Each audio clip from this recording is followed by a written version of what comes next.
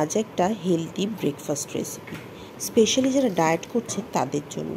ওটসের স্বাদ একেবারেই ভালো হয় না, তবুও একবার এই রেসিপিটা ট্রাই করে দেখতে পারেন, আশা করি ভালো লাগবে। প্রথমে একটা পাত্রের মধ্যে নিয়ে নিয়েছি 4 টেবিল চামচ ওটস। এর মধ্যে দিয়ে দেবো স্বাদ মতো লবণ, তার সাথে দেবো 4 টেবিল চামচ টক দই। রেসিপিটা ওটসের একটু অন্যরকম রেসিপি, দেখে যদি ভালো লাগে তাহলে অবশ্যই লাইক করে একটা শেয়ার করে দেবেন। চ্যানেলে নতুন হলে চ্যানেলটি সাবস্ক্রাইব করে পাশে থাকা বেল বাটনটি ক্লিক করে দেবেন, যাতে সমস্ত ভিডিও নোটিফিকেশন আপনার কাছে পৌঁছে যেতে পারে। আর যদি ফেসবুক পেজ থেকে দেখেন তাহলে পেজটি ফলো করে নেবেন। এবারে টক দইয়ের সাথে ওটসটা খুব ভালো করে মিশিয়ে নেব। ছোটবেলায় দই চিড়ে নিশ্চয়ই খেয়েছে, অনেকটা সেই রকম, তবে সেক্ষেত্রে চিড়েটা ধুয়ে নেওয়া হয়, কিন্তু ওটস ধোয়ার কোনো প্রয়োজন পড়ে না। দেখুন, টক দইয়ের সাথে ওটসটা ভালো করে মেশানো হয়ে গেছে। এবারে এর মধ্যে দিয়ে দেবো সামান্য একটু জল। জলটা আপনি আপনার সুবিধা মতো দেবেন।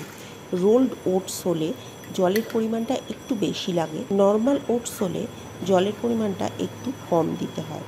দেখুন, দুটোই খুব ভালো করে মেশানো হয়ে গেছে। এবারে এটাকে চাপা দিয়ে রেখে দেব 2 ঘন্টার জন্য।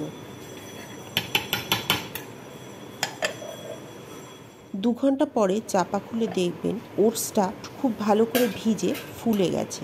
এবারে এর মধ্যে দিয়ে দেব কুচোইয়ে রাখা 2টো কাঁচা লঙ্কা, একটা শসার আর্ধেকটা, আর একটা গাজরের আর্ধেকটা, যেটা আমি গ্রেট করে সিদ্ধ করে নিয়েছি। আপনি ইচ্ছা করলে কাঁচাও দিতে পারেন, তবে যেহেতু বর্ষাকাল, আর বর্ষাকালে মাটির তলার সবজি কাঁচা খেলে কৃমির একটা প্রবলেম আসতে পারে, সেই জন্য আমি একটু স্টিম করে দিয়েছি।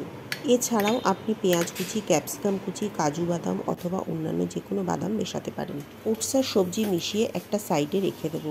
এবারে একটা কড়াইতে 1 চামচ তেল গরম করে তাতে দেব সর্ষে ফোড়ন এবং কারি পাতা। সর্ষে এবং কারি পাতাগুলো খুব ভালো করে ভেজে নেব যতক্ষণ না পর্যন্ত সুন্দর গন্ধ বেরোচ্ছে। আগুনটা কিন্তু কম রাখবেন। এর মধ্যে দিয়ে দেব 1/4 কাপ চিনেবাদাম। চিনেবাদামটা দিয়ে খুব হালকা আঁচে ভালো করে ভেজে নেব যতক্ষণ না পর্যন্ত বেশ মচমচে হচ্ছে আর উপরটা কালারটা চেঞ্জ হয়ে একদম অন্যরকম হয়ে যাচ্ছে। ভালো করে ভাজা হয়ে গেলে তেল সমেত সমস্ত ফোড়নটা ওটসের মিক্সচারের মধ্যে দিয়ে দেবো। ফোড়ন আর ওটসের মিক্সচারটা এবারে খুব ভালো করে আবারও একবার মিশিয়ে নেব। ভালো করে মিশিয়ে নিয়ে খাওয়ার জন্য একদম রেডি হবে হেলদি দই ওটসের রেসিপি। এই ওটসের রেসিপিটি স্বাস্থ্যকর হওয়ার সাথে সাথে বেশ সুস্বাদু।